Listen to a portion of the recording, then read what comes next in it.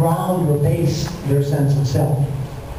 And Jonathan Cheek and his colleagues have devised methods that focus on different types of self-elements. The elements or the attributes or the components that the structure is based on. And there's 3 different scales. Okay, one involves personal self-attributes. That I define who I am on the basis of my own values, my own standards, my self-knowledge. But it's something that makes sense to the individual. Where a collective self-elements are defined in terms of collective groups: religion, family, nationality, country, patriotism. Social identity really reflects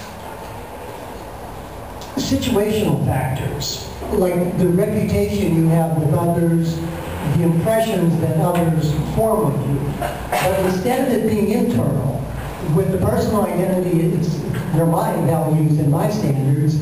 With the collective, at least I've taken them in, I take them with me.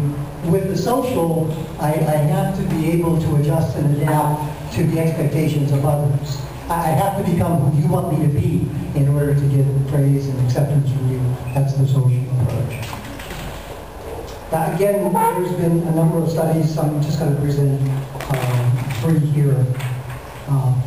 This was done by Steve Dollinger and a couple of his colleagues, and these are zero-order correlations. Okay, there's nothing controlled. And if you look at the diagonal, this is what you'd expect. If you are informational and you do spend time with self-analysis and self-reflection, then you should have a personally based identity, where the normative conforming should be collective.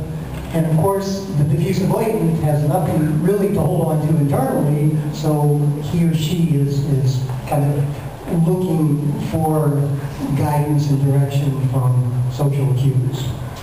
One thing that is a little messy here is that all 3 of the styles correlate with collective scores. And I don't know if you've had methods in psychometric courses, but when you have the same scales in a measure, frequently there's overlap because of common methods variables. And so in the next 2 studies, I'm going to present, well, they're 4th order correlations. There are going to be 4 variables controlled.